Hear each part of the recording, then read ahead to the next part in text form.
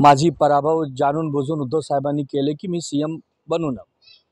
जर उद्धव साहेबांना असं करायचं होतं तर तुम्हाला आमदार केला नसता, तुम्हाला MLC दिला नसता, तुम्हाला मंत्री केला नसता। उभी पर्यावरण ज्यांना सगळं मिळालं आहे ते लोक आज उद्धव साहेबांच्यावर टीका करतात। दुर्दैव आहे राजकारणामध्ये। आणि हे सगळ्याचं कारण आहे भाजप आणि हे गद्दारची जी सेना आहे ना, ते गद्दार सेना आणि भाजपनी मिळून हे सगळं षडयंत्र केलं आहे की जी आमची अस्सल शिवसेना आहे त्यांना कसा तुम्ही बदनाम करा, त्यांच्या एक प्रकारची इतिहासवर कालक पोचा, हे चुकीचं आहे। रामदास कदमनी आणि रामदास कदमची मुलगानी साहेबांवर टीका कधी केला पाहिजे नाही।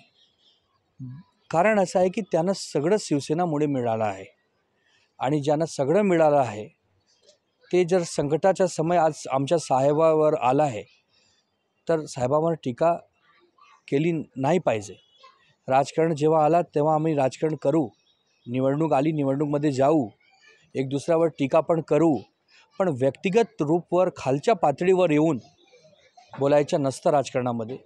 पण दुर्दैव आहे की आजची जे भाजप आहे, आजचे जे महायुतीची सरकार आहे त्यांना काय घेणं देणं नाही सगळ्या विषयांशी आणि ते ज्यांच्या मनात जे येतात ते बोलतात।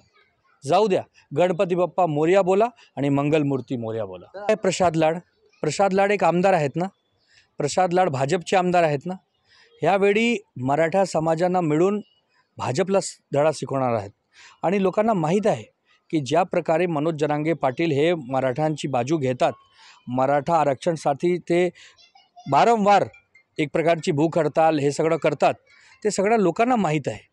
मनोज जरांगे पाटीलच्या कपडे कोण फाडतील की तुमच्या कपडे कोण फाडतील ना, हे निवडणूकमध्ये तुम्हाला दिसतील।